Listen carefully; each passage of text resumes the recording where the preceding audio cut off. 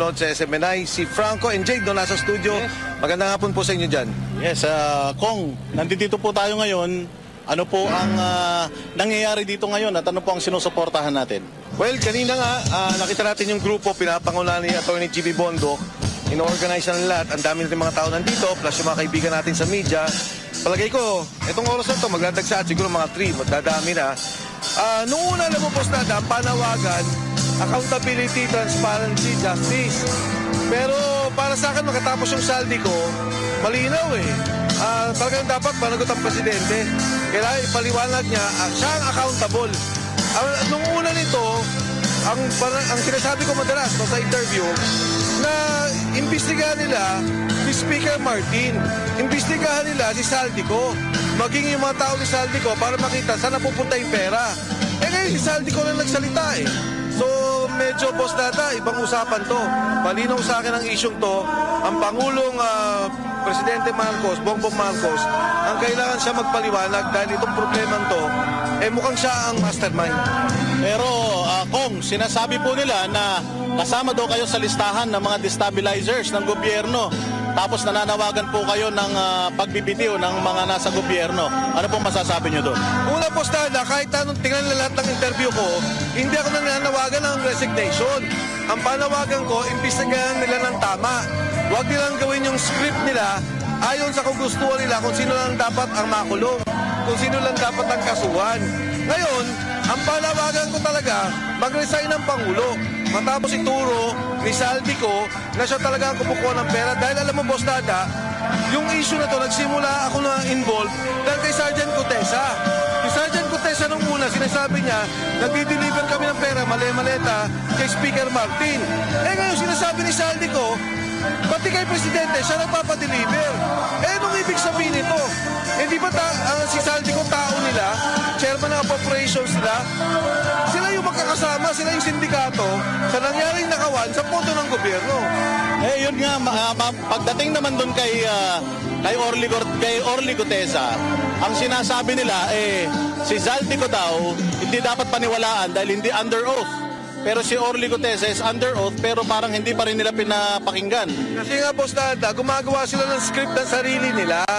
Hindi nila talaga inaayos kung ano talaga yung dapat investigasyon at kung anong kailangan gawin na pagtuunan para makuha yung totoong problema at kung sino talaga ang mga involved dito sa nakawan.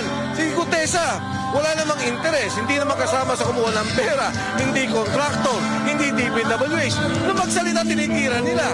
Imbis na hanapin lang yung 90 pagkasama ni Orly Gutesa doon sa pagdi-deliver ng pera. Imbis na tingnan nila o patawag nila si Saldico o si Speaker Martin para pag-usapan talaga ano ba yung sinasabi ni Gutesa. Ngayon nagsalita ni Saldico, hindi na naman daw totoo. Kasi yung script nila, si Alcantara ang mastermind, yung district engineer ng Bulacan, siya ang utak at doon lang sa Bulacan na nangyaring flood control problem. Paano yung Cebu? Paano yung Bicol? Paano yung ibang lugar?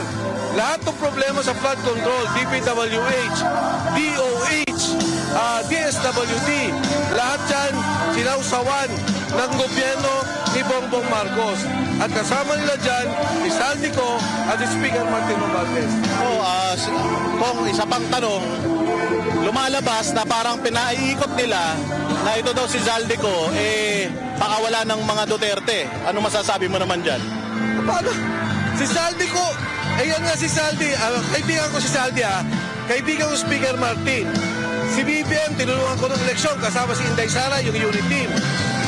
Wala akong magagawa at matatapos ang pagkikipagkaibigan namin kung sila nagnanakaw sa gobyerno at nilalapastangan ng taong bayan. Si Saldico, matagal na bossing yan. Chairman ng appropriations, siya gumagawa ng budget. Sino kasama niya? Si Speaker Martin Romualdez. Noong una, yun lang din ang sinasabi ko. Ngayon, malinaw Nagdi-deliver ng pera, 25 billion kay Presidente Bongbong Marcos. Sabi nila, hindi totoo. Hintayin pa nila. Maraming pang sasabihin si Saldico. Alam mo kung ba't alam kong maraming pang sasabihin si Saldico? Dahil yan, nung magsalita si Gutesa, maraming ikinuwento na hindi niya na sinama sa salaysay niya. Na alam ni Saldico, itong perang to at ano yung nakawalan nangyari. Sa tingin niyo po ba, mag-aaten pa po si Orly Guteza sa Senate inquiry? Alam mo, Boss Dada, yan ang aking panawagin eh. Nung nagsalita si Saldico nung unang confession, akala ko papakawalan si Gutesa. To be honest, Boss Dada, hindi na siya protected. Siya ay illegally detained. Siya ay kinahawakan ngayon ng mga sundalo, particular dyan sa Marines, kinakapitan siya. Hindi siya pinapalabas. So, ang nangyari po ngayon, ang katotohanan, pinabaliktad na nila si Sergeant Gutesa. Kaya ako nakikiusap, pakawalan nyo ng tao. Kawawa naman yung pamilya. Kawawa si Sergeant Gutesa. Huwag na nilang gipitin dahil yung tao naman, sincero ang paniniwala at pagtulong sa bansa. Wala pong kinuwang pera yan, walang interest po yan. Yan ang pinaka hindi involved. Buti nga si Saldico. Bilyon-bilyon yung pera. Yung mga kontraktor, nakita nyo yung mga kotse, yung mga pagmamayari nila, grabe, bilyonan. Itong taong to, nakita lang naman niya, binaha sila eh. Nasabi niya, ito pala yung dinideliver namin pera. Hindi, Boss Dada, yun ang aking apila. Kung sino man may hawak sa kanya, please, pakawalan nyo, wala namang alam yung tao. Yung statement ng ating mahal na Pangulo patungkol dito sa mga akusasyon ni Zaldico, sinasabi niya na makikita naman daw sa lifestyle ni Zaldico na siya mag-isa ang gumawa nitong karumal-dumal na krimen na ito sa bayan. Naniniwala po ba kayo ron? 3 taon, Chairman of Operations. Di ba dapat alam mo yun dahil budget chairman mo siya eh. Nakikita mo yung takbo ng pondo, di ba? Dahil ikaw yung nagsasabit ng pondo. Tapos yung nga, sinasabi sa Saldico, nagpasok sa bicameral committee, nagkaroon ng insertion. Sabi lang, bakit kailangan insert? Pondo naman ng presidente yun. Kasi pagka bicam, hindi na pinapakalaman ng mga congressman tsaka senador. Doon na lang ang singitan yun sa maliit na komite. 3 taon pinabayaan nyo, tapos ngayon sasabihin nyo, kalaban nyo, magdanakaw. Mukhang walang maniniwala dyan. Para bang Boss Dada sindikato kayo, akyat bahay, 5 kayo, nakaw kayo ng nakaw. Nung nagtapat na yun, sasabihin nyo, hindi, yan, siya lang ang magnanakaw. Grupo ho kayo, tagal nyo magkakasama. Alam ko, masyadong maraming appointments at busy si Kong. Manawagan po tayo sa mga kababayan natin na hindi pa nagdidesisyon na punta rito. Bakit kailangan magpunta sila rito ngayon? Sa ating po mga kababayan, alam nyo, madalas sinasabi nila na bakit ganyan ang mga Pilipino sa iba't ibang lugar pag konting issue ng korupsyon lumalabas. Alam ko may pagtitimpi ang Pilipino, pero sa ngayon, hindi na po tayo dapat magtimpi. Grabe na po ang nangyayari. Yung pong perang nawawala, dapat edukasyon ng inyong anak. Yung perang nawawala, dapat yung na-hospital po tayo nababayaran. Marami nagkakasakit, hindi mabayaran, PhilHealth, wala kang pondo. Ito pong perang nawawala, dapat hindi po tayo nababaha. Yung flood control, ang ibig pong sabihin yan, pondo para ayusin ang pagbabaha. Hindi ho yan pagdidredging lang at paglilinis, pero patuloy nakita natin yung nagbabaha.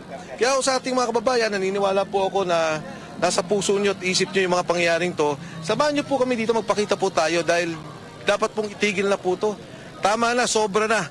Wakasan na po natin itong nangyari sa ating bansa. At syempre huwag nyo kalimutan, panoorin si Boss Dada. Parati yung pinapanood ng asawa ko yan. Sa ating po mga kasama sa SMNI, mabuhay po kayo. Maraming salamat, Kong. At ayun nga po, magpapatuloy po ang ating special coverage dito sa